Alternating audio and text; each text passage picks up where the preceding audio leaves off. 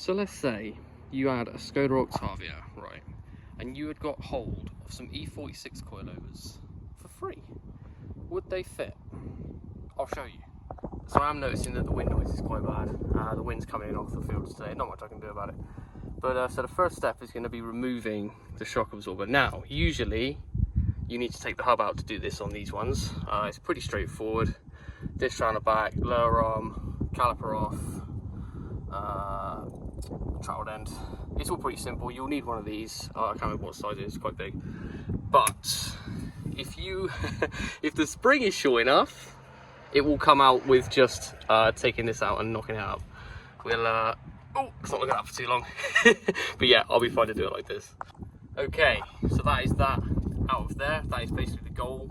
If you didn't have such short springs, that's what you need to do. Take the hub out, the shock out in one, and then remove that from that. So, next thing we've got to do is the three, or two apparently, the three up here.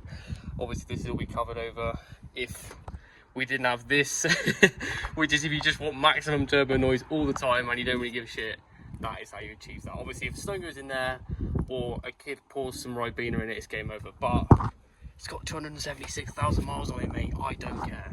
So this is where you have a true strange alignment of worlds. So this is your standard shocker. This is a coilover for an E46. This is the bottom of it, which would wind onto there like that. Right, you're obviously going to want to take this off because the part that fits into the hub on an E46 is slightly smaller than it is on a Skoda. But the standard exhaust from the Skoda just happens to be exactly the right size, A, for the shock, and B, to be a press fit over the top of these coilovers. So literally grind it back, push that on, or you can tap it on with a hammer or press it in, lay a bit of weld around it, preferably a bit of a better job than I did, and that is literally more or less ready to go. So the next thing we have to do is these top mounts. Now these are the standard holes for a Skoda top mount. These are the ones for an E46. So we have to drill them, obviously. So this is probably the most involved part of the whole process. So you have this weird little divot here, like a little hole that's halfway through the sheet metal. Now that would be right in the fucking way. It's not quite in the right place, but it's too close to the right place, if that makes sense. So we have to use that one, basically. So the best way I found to do this is put a bit of paint pen on the top of each of the ones, and then while it's still wet, basically line it up with the little divot hole and make a little, like a little print mark like that, and then you know where to drill your holes. There you go. You see what I mean? It's not a particularly exact science, but if this is the shit you're doing, you're not too interested in exact sciences. There you go. I mean, I had to do the whole thing with this friggin' thing because my power drill gave up, so nearly broke my wrist a few times, but it's all done. I've just got to do a little bit of dicking about with these because they're used, so clean this up and just work on getting all these collars moving, and then obviously wind that back on there. That reminds me, the rear shocks from an E46 will fit as well, as long as you drill the bottoms out so they are the right size, and then change the top mounts over as well. But yeah, it's it all works, sort of. Getting old coilovers to move again is one of the few things I am actually quite good at. So what I've always done is you get yourself in a situation like that. We all know this ain't going anywhere, is it? So get yourself a grinder with a, you know, like a wire brush on it. Flat one's better than this, really. And just basically clean as much of that rust out of there as you can, first of all. Like that already looks miles better. Obviously, don't catch that quite as much if you care. If you don't care, crack on. And then just your standard issue, like, oh, it's really good at everything. It's not, it's sort of okay at everything and good at nothing. WD-40, fit on there, and then just get it moving. Just get yourself a hammer and chisel and just knock it round, and it should go.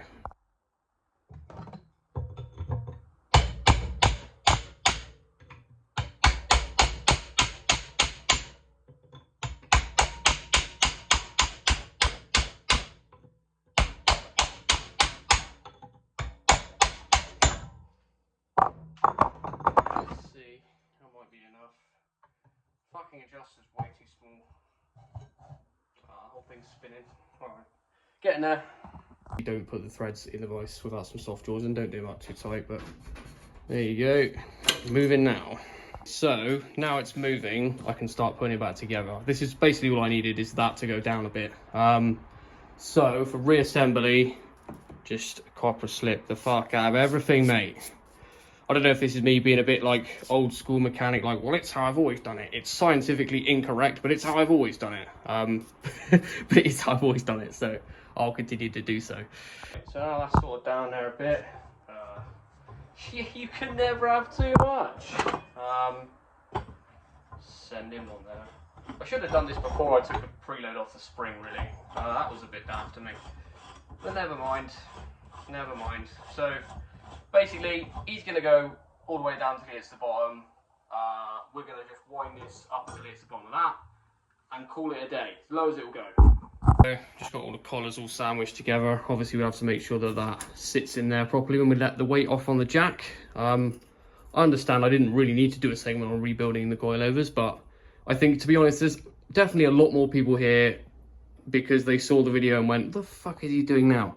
Versus people who saw the video and went, oh my god, finally, someone showed me how to put fucking BMW coilovers in my Skoda. So I thought, let's throw it in there for entertainment value, I suppose. Carry on with this tomorrow.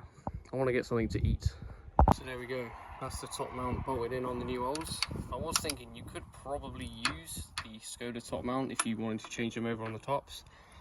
But I haven't done that, so. Right, so we've got the shock hung in there now. Just putting it back in the hub. This is quite difficult because this is obviously not a shocker, it's a piece of exhaust. So it doesn't have a chamfered edge on it. So I came out here and put a little edge on it because I couldn't get it back in. But the best way, I think, is turn it all the way around this way. Chisel up behind there. I can make this wide. There we go. Chisel up behind there. Open this up as much as possible. And then don't force it, because as soon as this goes in on a bit of a tilt like that, it will just not go any further. You can pick the whole car up on this corner if you want. It won't go in any further. So just keep it level. Tapping this side, tapping that side, and eventually it will just work its way in. Right, beautiful. There she is, sat all the way down. Another thing to bear in mind is that this has to be flat with this side of the hub. I know that this, when this sticker's forward, I've got it the right way around. But yeah, make a note of where your little drop link eyelet thing is supposed to be, because we haven't got the little tab in the back anymore because it's made of exhaust. So I did mention yesterday that it has got the rear shocks for the E46 in it as well. Can't really show you a whole lot of what goes into putting them in. There he is, look. Yeah, just drilling out the bottom ones, change the top mounts over, drop it in. I love the fact that the lift height for these shocks is higher than the standard ride height would be. This thing would do a mean three-wheel at Prescott Hill climb. Sound.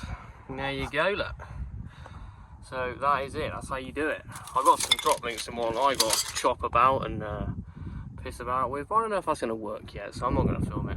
But anyway, thank you all for watching.